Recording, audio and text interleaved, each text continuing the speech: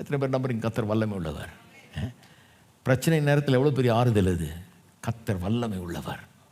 Is mighty, is powerful. அவருக்கு முன்னால் எந்த பிரச்சனையும் பெரிய பிரச்சனையே கிடையாது. Is mighty. உங்களுடைய பிரச்சனையெல்லாம் ஒன்றும் கிடையாது, ரொம்ப லேசானவைகள்.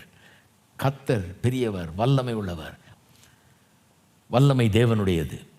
ரெண்டாவது, கிருபையும் உம்முடையது. வல்லமை அவருடையது, கிருபையும் அவருடையது.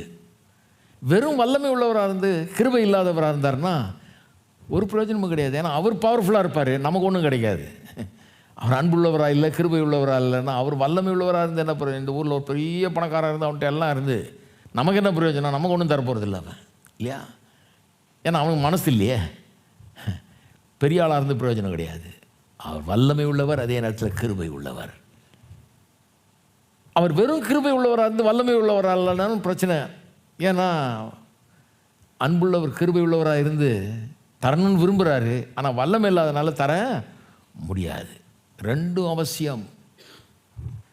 சங்கீதக்காரன் புரிஞ்சுக்கிட்டான், கர்த்தர் வல்லமையும் அவருடையது, கிருபையும் அவருடையது. அப்படின்னா அவர் எனக்கு தரவும் விரும்புகிறார், தரவும் முடியும். அவருக்கு எதையும் எனக்கு தர முடியும், எனக்கு தரவும் விரும்புகிறவர் அவர். அதனால தான் நான் ரட்சிக்கப்பட்டிருக்கேன், அதனால தான் அவரால் ஆசீர்வதிக்கப்பட்டிருக்கிறேன், அதனால தான் நான் அவருடைய பிள்ளையாக இருக்கிறேன். என்னுடைய கர்த்தர் வல்லமையுடையவர், அவர் கிருபையும் உடையவர். இந்த வெளிப்பாடு நம்முடைய உள்ளத்தை நிரப்ப வேண்டும். மறக்கவே மறக்காதீங்க இதை. நம்ம பாஷையில் சிம்பிளாக சொல்லப்போனால் அவர் நல்லவர், அவர் வல்லவர். நல்லவர், வல்லவர்.